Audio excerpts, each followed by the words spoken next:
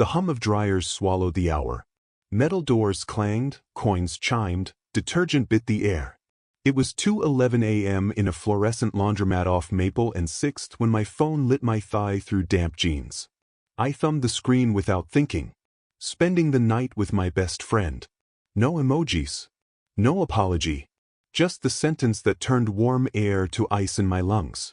A sock thumped the window of the spinning drum like a soft, steady knock. I stared until the letters blurred, until the blue light felt like it was burning my palm.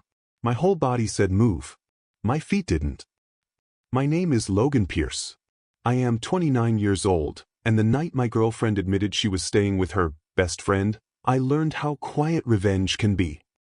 If you're watching this, drop a comment, hit like and subscribe, because I'm about to show you how silence, records, and timing can speak louder than 1,000 arguments. The washers groaned. A man 2 machines down folded shirts without looking up. Somewhere outside, a semi hissed at the light. I read the message again, then opened the thread she didn't know I could still see. Archived screenshots, late-night plans, inside jokes that shut me out. I didn't type. I didn't call.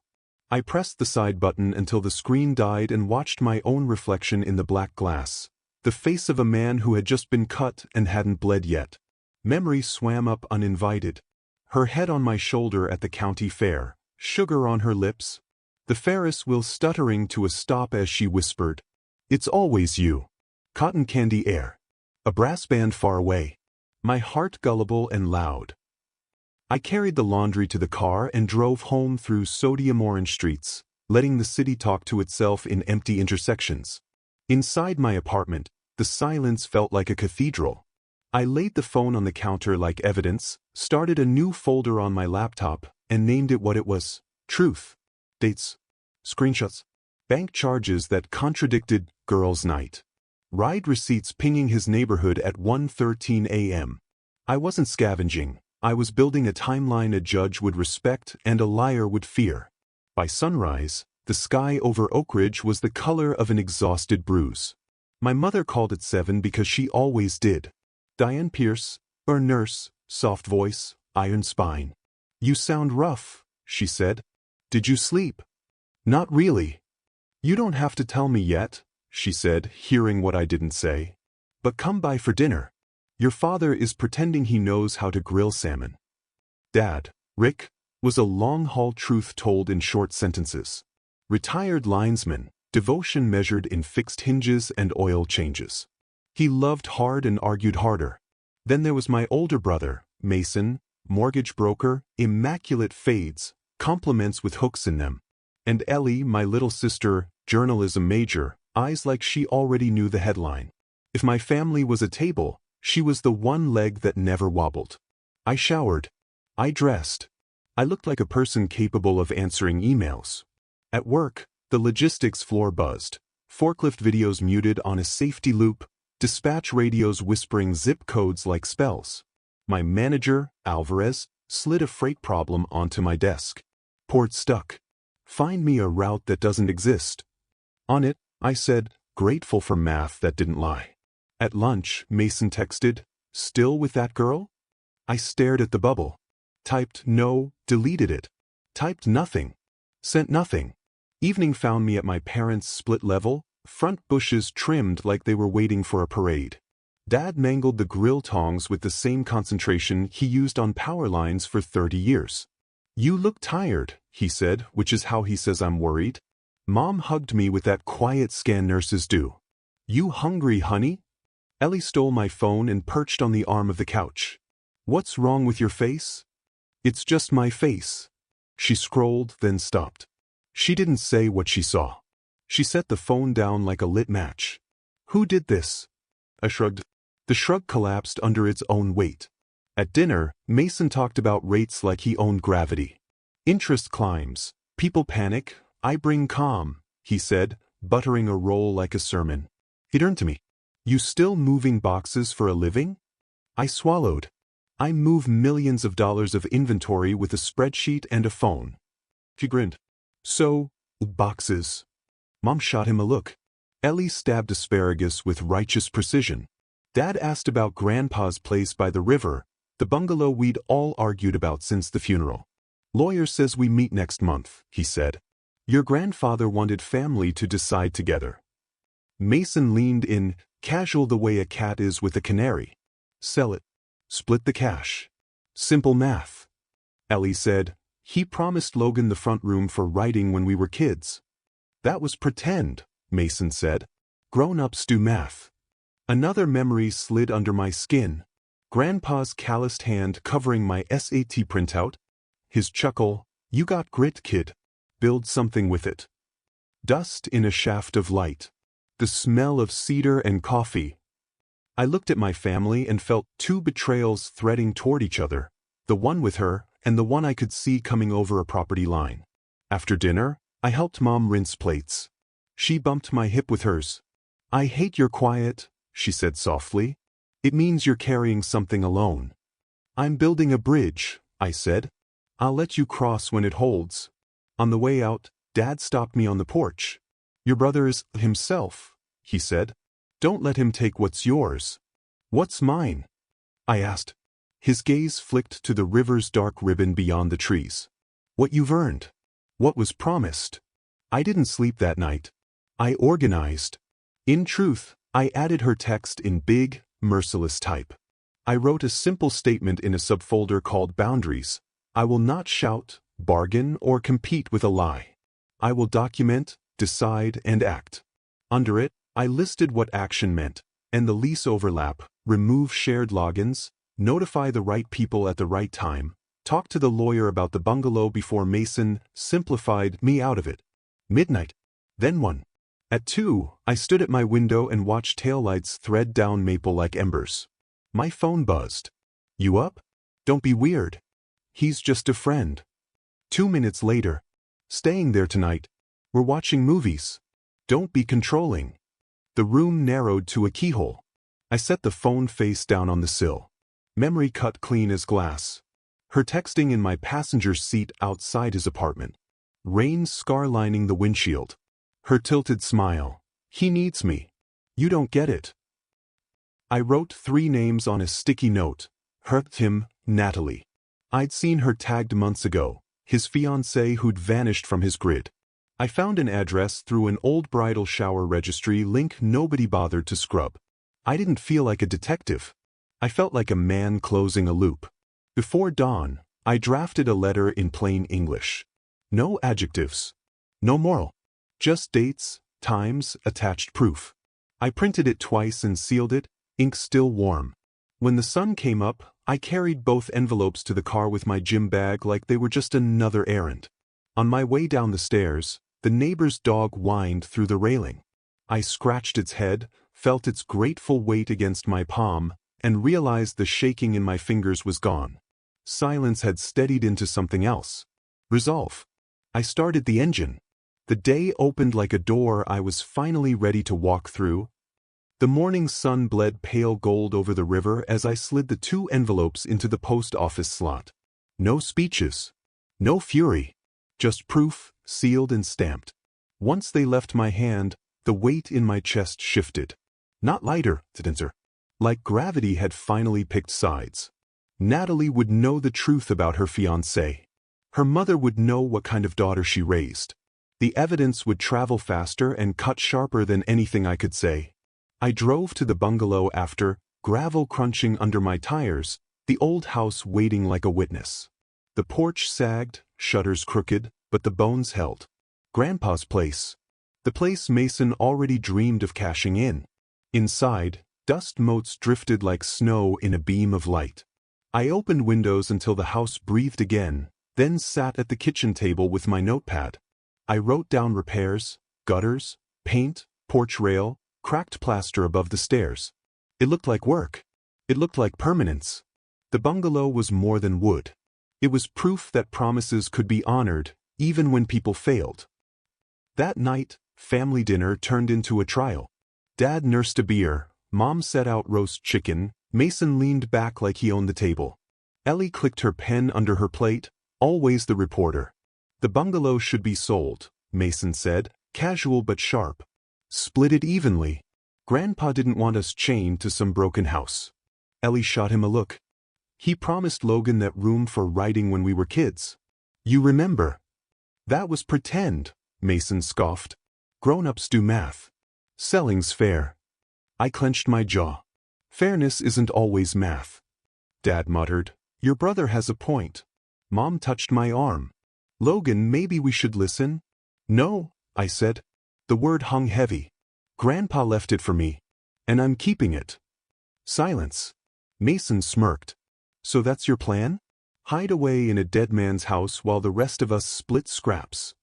Better than selling his memory for cash, I snapped. Ellie leaned in. Don't let him bulldoze you, Logan. Dad's voice cut through. Enough. We'll hear the lawyer. Until then, nobody decides. But in Mason's grin, I saw the fight waiting. Later, Ellie cornered me in the hallway. He's going to try to push you out. Don't let him. I nodded. I won't. Then you'll need allies, she said. And leverage. Her eyes flicked to my laptop bag. She didn't ask, but she knew I'd been building more than spreadsheets. At work, Alvarez slid a thick folder across my desk. This is our biggest client. They're nervous. You keep it moving, you'll climb. I buried myself in the numbers. Routes, rates, logistics didn't lie. People did. But even there, her name wouldn't leave me. The text slowed, then stopped altogether. The silence wasn't apology. It was strategy. That evening, another message landed, this time from her mother. Short-clipped. Asterisk, I saw the proof. Thank you. She will answer for this. I exhaled, the first clean breath in weeks. The truth was moving on its own now. 2 days later, Natalie called. Her voice trembled. Logan, I can't thank you enough. I would have married him blind. You saved me. I leaned against the bungalow's porch rail, the boards creaking under my weight. I didn't save you. I just gave you the truth. What you do with it is yours. She sniffed. I already did. The engagement's over. Her words hit like a gavel. One chapter closing without me lifting a finger. That weekend, Mason showed up at the bungalow with a realtor in tow. I was sanding the porch rail when his car crunched into the driveway. You're wasting your time, Mason said, climbing out. This place isn't worth saving. The realtor adjusted her clipboard awkwardly. It has potential. It's not for sale, I said, not looking up. Mason's jaw tightened. You're not the only heir, Logan. I set down the sander, met his eyes. No. But I'm the one Grandpa chose. His face flushed. He didn't choose. He wrote. There's a difference. Ellie appeared from inside, wiping dust off her hands. I've got the will in black and white. This is. Drop it, Mason. The realtor cleared her throat, sensing she'd walked into a war. I'll give you 2 space. She left quickly. Mason stepped closer. You think you're better than me. Always the quiet one, acting noble. You're just a coward hiding behind paperwork. I held his stare. Better a coward with integrity than a brother who sells his bloodline for a commission. His fist twitched. For a moment, I thought he'd swing. Instead, he stormed off, tires spitting gravel. Ellie shook her head. He won't stop. I don't need him to, I said. I just need to hold. That night, rain hammered the roof. I sat at the kitchen table, papers spread before me. On one side, the inheritance documents, Grandpa's note about temperament to make a home. On the other, the dossier of betrayal I'd compiled. 2 betrayals. 2 battles. Both about keeping what was mine. Memory. Grandpa teaching me to hammer nails straight. His voice steady, asterisk, build once, build right, and it'll outlast the storms. The smell of pine and sweat. My hands small but eager. I closed the folder on her. She was finished. My revenge didn't need yelling, it had already landed. Natalie was free, her mother knew, and she was left with ashes. But Mason? That fight was still burning. The next week, the lawyer confirmed it. The bungalow is yours, Logan. Sole beneficiary. Your grandfather was clear. Mason exploded. This is theft. It's law, the attorney said flatly. Mom wept quietly. Dad stared at the floor. Ellie smirked, triumphant. I walked out with the keys heavy in my hand. Mason's glare burned holes in my back. Outside, Ellie whispered, "He'll try to sabotage you. Be ready." I nodded. I already am. Because betrayal, whether from lovers or brothers, doesn't end with discovery. It ends when you stand your ground and refuse to let them take what's yours. That night, I stood on the bungalow porch, rain dripping from the eaves, keys cold in my palm. My phone buzzed again, her name flashing across the screen. I let it ring. Then I pressed power until the screen went black. Silence. And in that silence, I knew revenge wasn't finished. Not until Mason understood what it meant to lose the way I had. The storm crept closer, thunder rumbling low. The bungalow stood firm around me. I was ready. I woke to the sound of a hammer that wasn't mine. The bungalow's front steps creaked under someone's weight, then a metallic clack, like a stake driven into earth. I pulled on boots and opened the door. A plastic for sale sign leaned in my flower bed, its steel legs stabbed deep. No listing number. No permission. Gravel crunched. Mason sat in his idling SUV at the curb, sunglasses on though the morning was dull. He lifted his chin, a challenge wrapped in a smirk, and drove off without rolling down the window. I pulled the sign free and set it flat on the porch. My hands didn't shake, because I wasn't startled anymore. I was ready. At noon the city inspector arrived on an anonymous complaint. He measured my railings, tapped a moisture meter against siding that had outlived 3 presidents, and frowned into his clipboard. "Looks like you're fine," he said finally, more perplexed than pleased. "You've even started repairs." "Somebody hoping to slow me down," I said. He shrugged. "Happens. Document your work. You'll be all right." I signed his form and watched his taillights fade. The bungalow breathed with me. Old wood in, old wood out. Memory rose like a picture found in a book. Mason and me as kids, water guns on this same porch. Grandpa bringing popsicles, saying, "No cheating, boys." Sun on our knees. Melted sugar down our wrists. The betrayal hurt because it wore my last name. I didn't pick up my phone. I opened Truth. This wasn't about rage.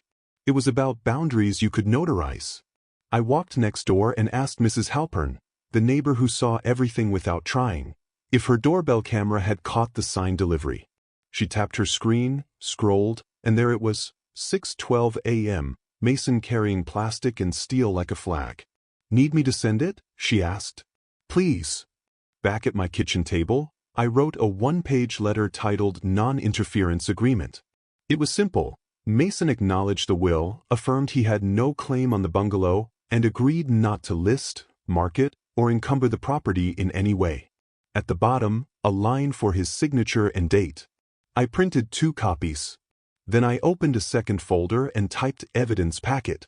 Inside, I dropped the doorbell clip, the anonymous complaint record, public file, and a photo of the sign propped on my porch like a dare. I addressed a sealed envelope to Mason's compliance office at his mortgage firm. No threats, just a cover note. Behavior inconsistent with fiduciary duty toward family estate, provided for context only if further interference occurs. I didn't want to ruin him. I wanted him to stop. He showed up an hour later, as if summoned by the smell of toner. I met him on the porch where he'd planted the lie. "Take the sign back," I said calm. "It's a free country," he said, but his eyes flicked to the envelope in my hand. "It is," I said. "And it's also a free choice whether your compliance team sees a pattern." I handed him the non-interference agreement instead of the envelope. "Sign this, and the packet never leaves my desk." He laughed, but it curdled quick. "You're blackmailing me?" "I'm setting a boundary," I said. "You crossed mine at dawn." He stared down the block, jaw tight. The swagger drained like someone had pulled a plug. "Grandpa chose you," he said finally, voice low. "I was always the one who made the calls. People listened to me." I nodded. "Listen now." He read the page. "Read it again." His shoulders slumped like a tent taken down in rain. He signed. The pen scratched loud as thunder. "Keep your job," I said, sliding him the carbon copy. "Keep your pride if there's some left. But stay away from this house unless you're carrying a hammer or pizza." He swallowed. You're enjoying this? No, I said. I'm finishing it. He left without another word. I carried the sealed packet to my desk and wrote void, complied across the flap. Then I dropped it into a drawer and shut it softly. Revenge didn't need noise. It needed a record. The next day my ex texted for the first time in a week. I heard about Natalie. You didn't have to do that. I thought about spending the night with my best friend. I thought about elbows touching on my birthday, the two of them laughing at a joke I wasn't invited into. I thought about how easily a sentence can erase a year. My reply was 3 lines. I didn't make anything. I revealed what you hid. Please remove my logins and stop contacting my family. I wish you honesty. She didn't respond. Her mother did. Thank you for your restraint. 2 betrayals. 2 endings. Neither required shouting. Days turned into a rhythm my body trusted. Mornings in steel-toed boots, scraping old paint into bright curls. Afternoons on the logistics floor, routes flowing clean again beneath my cursor. Evenings with a drill whining like a distant, helpful hornet while Ellie read headlines to me from the porch swing. Dad started showing up with tools and old advice. He never said sorry outright, but he patched that apology into the stairs 1 riser at a time. Hold the screw straight, he muttered. Let the grain tell you when to push.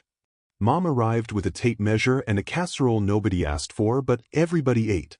Put the table here, she said, tapping the floor. So the light lands on faces. Mason came one Saturday carrying paint. He stood at the door like a man who'd found the wrong address.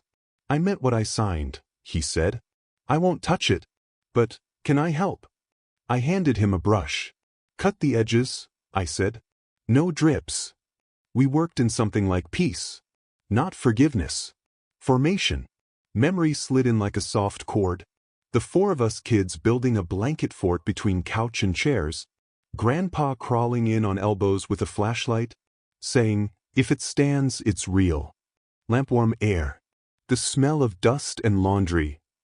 The bungalow began to look like a promise kept. New numbers on the porch. Railings true. A coat of white that made the shadows honest. At work, Alvarez called me into his office and shut the door. You stabilized the port client, he said. They asked for you by name. He slid an envelope across the desk. Title change. Modest raise. A future in plain font. When I told Mom, she cried happy for a full minute, then measured the curtains again like the windows had to be sure. That night, under the kitchen lamp, I opened Truth one last time. I didn't delete a thing. I zipped the folder, titled it closed, and moved it to an external drive. It was part of my history, not my weather. I stood in the doorway and listened to the house tell me what it always had. You are not what they did. A week later, the city inspector returned for a follow-up. He measured the fixed rail, smiled at the new numbers, and signed off with a quick stroke. Place looks good, he said. You did the work. Yeah, I said, surprised by the way the word warmed in my mouth. I did. Ellie hooped from the porch. Dad hid a grin in his mustache. Mason, sweat-striped and paint-specked, tossed me the rag and said, edges are clean. We ate pizza on moving blankets and talked about nothing. Whether work, whether Basil could survive the shade on the east wall. My phone buzzed once in my pocket. I didn't look. Dusk slid in. The bungalow held steady. If you're still with me, if you've watched a single sentence pull a thread through your life until everything loosened, here's what I learned. You don't have to yank it back with noise. Tie it off with proof. Build where it won't break. And when people try to sell your foundation out from under you, hand them a pen and the truth. Have you ever faced betrayal? Share your story in the comments, and don't forget to subscribe. I locked the door, turned off the porch light, and left one lamp casting a warm square on the floorboards we just made right. Silence delivered the final answer.